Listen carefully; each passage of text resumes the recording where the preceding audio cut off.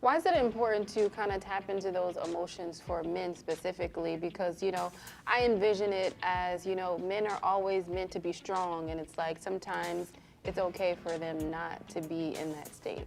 So I think you just answered the question, and basically that is the narrative that has always been said is that men should be strong, and we don't necessarily, we're not encouraged to experience our emotions and to explore our emotions and to have, wholesome outlets. So the whole idea that we suffer in silence is something that has kind of been passed down from generation to generation. And another dialogue that needs to be put out there is, men we love, we have these different dynamics of emotions, but we also have issues with trying to manage those. And so sometimes if we don't acknowledge our emotions, they come back to bite us, and they're not really possible to suppress them for long periods of time. And I never had anyone sit down and give me the tools to help me manage my anger and to help me overcome the other emotions that I may have been dealing with as a youth.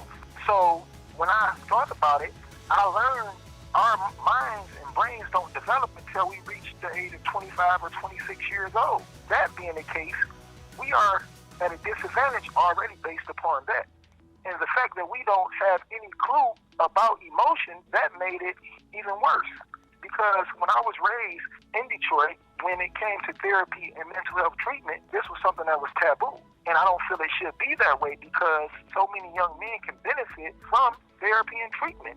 Now, how do you think this book series will reach the younger men? What I'm hoping will happen is that there will be parents, there will be mentors, there will be guides, there will be people running groups that will take the book and work through the book with groups of young men.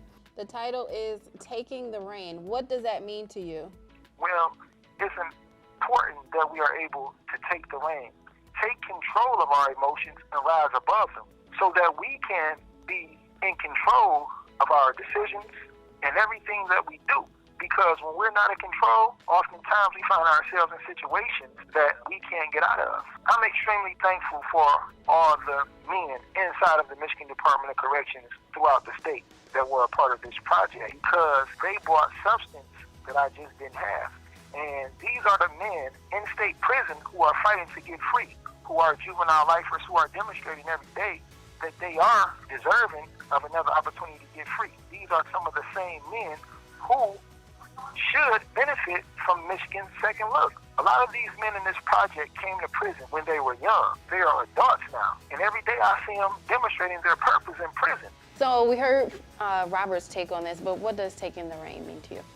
Taking the reign is about, for me, it's about actually coming into the person that you're supposed to be. Obviously that implies that you're taking some degree of control, but it's really about becoming who you were meant to be.